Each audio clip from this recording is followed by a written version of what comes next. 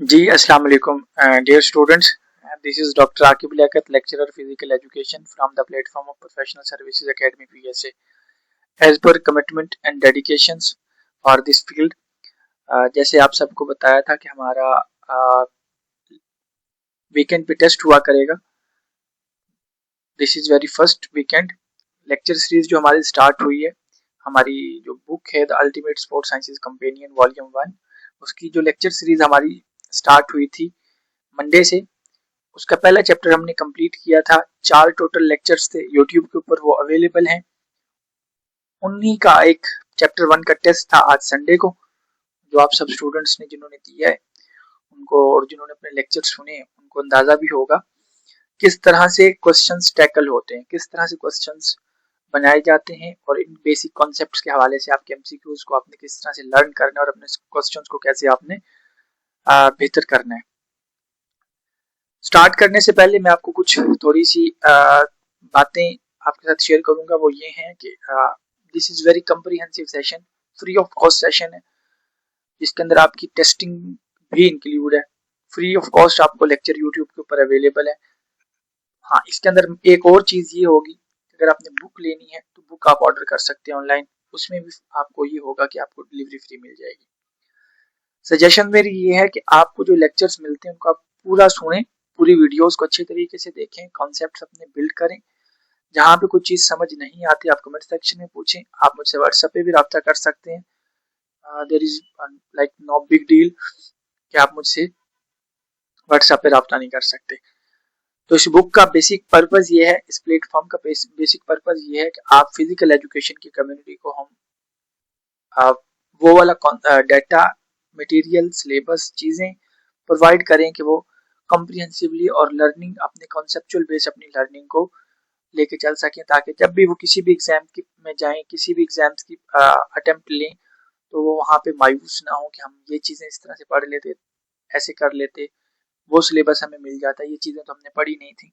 तो इनशाला I am very sure कि जब भी आप किसी भी एग्जाम के अंदर जाएंगे, अगर आपने लेक्चर सुने हुए हैं, वीडियोस देखी हुई हैं और टेस्ट दिया हुआ है, अगर अपने बुक को फिजिकली पढ़ सकते हैं, आई वुड रिकमेंड कि आप इसको जरूर पढ़ें। इंशाल्लाह हमारा वॉल्यूम 2 और 3 भी सेम इसी तरह होगा, तो आप इस वॉल्यूम 1 को जरूर पढ़ें ताकि आपके बेसिक कॉन्सेप्ट इन सब्जेक्ट के हवाले से बड़े अच्छे डेवलप हो जाएं।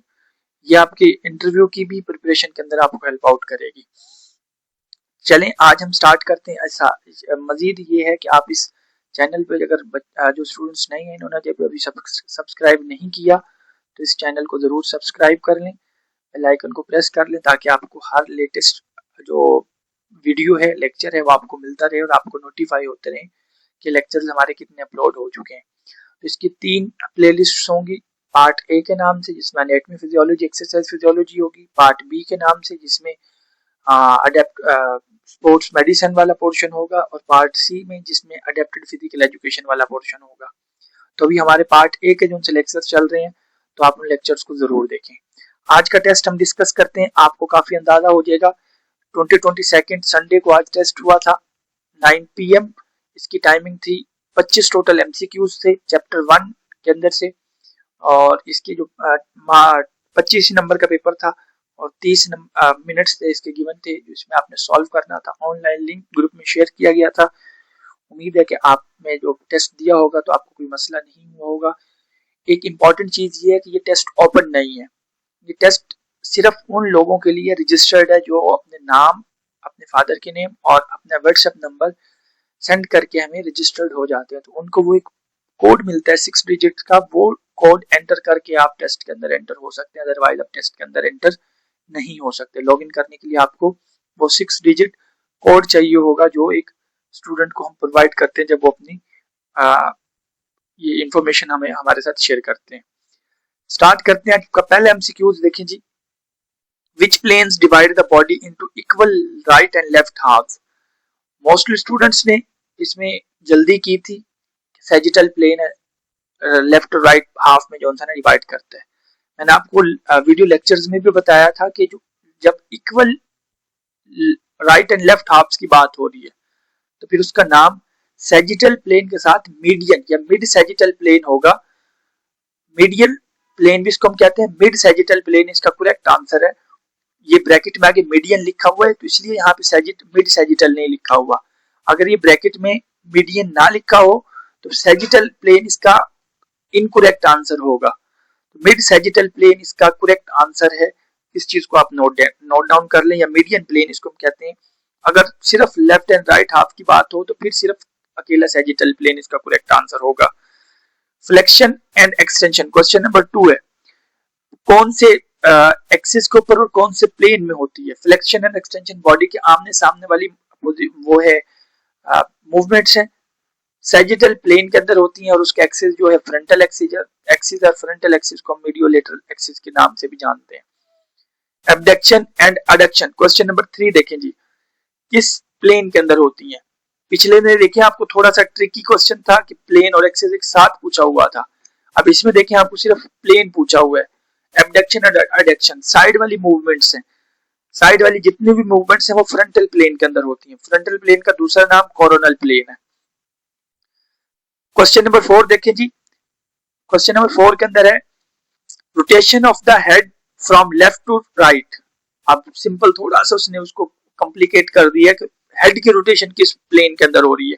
मैंने आपको बताया जितनी भी रोटेशनल मूवमेंट्स हैं वो सारी की सारी आपकी ट्रांसवर्स प्लेन के अंदर होंगी। क्वेश्चन नंबर 5 है, इन अनएटमिकल पोजीशन द पाम्स फेसेस, हथेली आपकी किस पोजीशन में होती है, मीडियली, एंटीरियरली, इंफीरियरली, एंटीरियरली, किस तरह से होती है।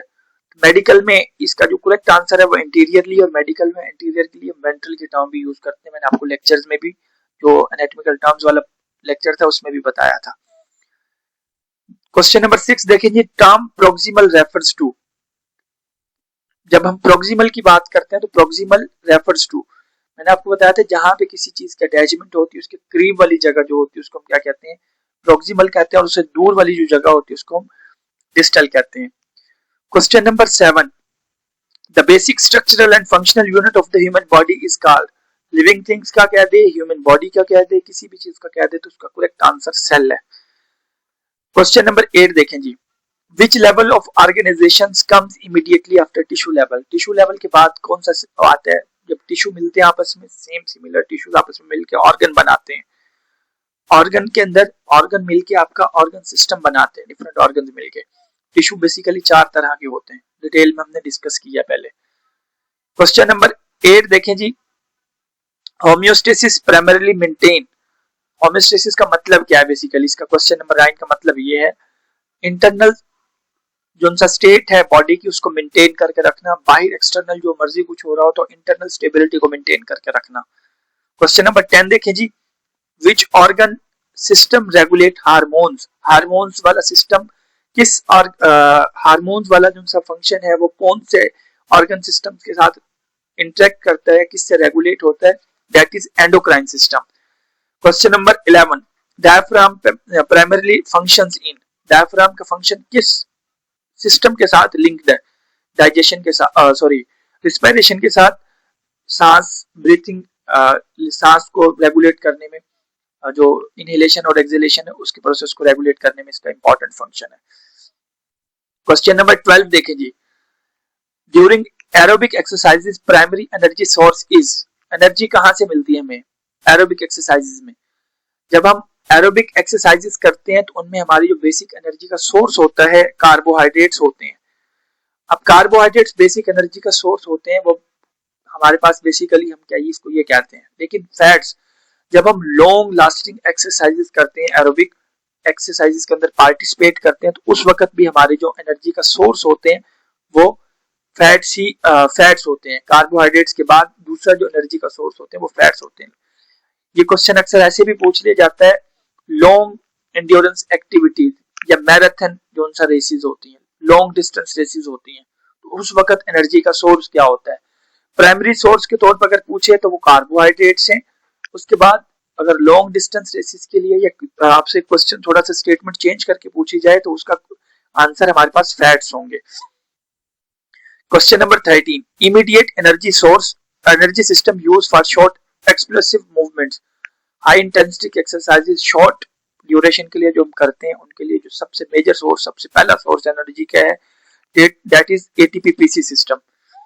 Lactic acid accumulation is associated mainly with anaerobic glycolysis. anaerobic energy system का पार्ट है जिसका lactic acid as a by product के तौर पे बनता है, जो हमारे मसल्स के अंदर अकामुलेट होता है, जो बाद में फिर मसल्स सोरनेस काज करता है। स्ट्रोक वॉल्यूम, मैंने आपको बताया था कि लेफ्ट या राइट, मेजरली हम लेफ्ट वेंट्रिकल की बात करते हैं, वहां से एक बीट के अंदर जब एक दफा हार्ट बीट प्रोड्यूस होती है तो उसमें से कितना ब्लड इजेक्ट होता है, that is called stroke volume. Normally इसकी वैल्यू 70 ml होती है, अप टू ये 120-130 तक चली जाती है एथलीट्स के अंदर। Cardiac output is called, cardiac output को हम कैलकुलेट करने के लिए क्या करते हैं, stroke volume multiply by heart rate करते हैं। Supination and pronation, supination and pronation दोनों मूवमेंट्स आपकी रोटेशनल मूवमेंट्स होती हैं फोर आर्म की, और ये आपकी कहां पे होती है, ट्रांसवर्स प्लेन के अंदर होती हैं। Question number 18, which term means toward the mid line. Mid line का क्या मतलब होता है? मिड लाइन का मतलब होता है कि हमारे पास किसी चीज का मीडियल होना, टुवर्ड्स द मिड लाइन, किसी चीज का मीडियल सेंटर लाइन के करीब होना। ये हमारे क्वेश्चन नंबर 18 तक हमने डिस्कस किए हैं। आप को उम्मीद है कोई कंफ्यूजन नहीं होगी, कोई कंफ्यूजन हो, कोई मसला हो तो आप मुझसे पूछ सकते हैं कमेंट सेक्शन के अंदर। Question number 19, the integumentary system mainly consist of, ये हमारा सिस्टम है जो फिजिकल एक्टिविटी या फिजिकल एजुकेशन के अंदर हम इसको डायरेक्टली नहीं पढ़ते, लेकिन इसके अंदर स्किन, हेयर्स और नेल्स वाला जो पोर्शन है वो इसी के अंदर आता है।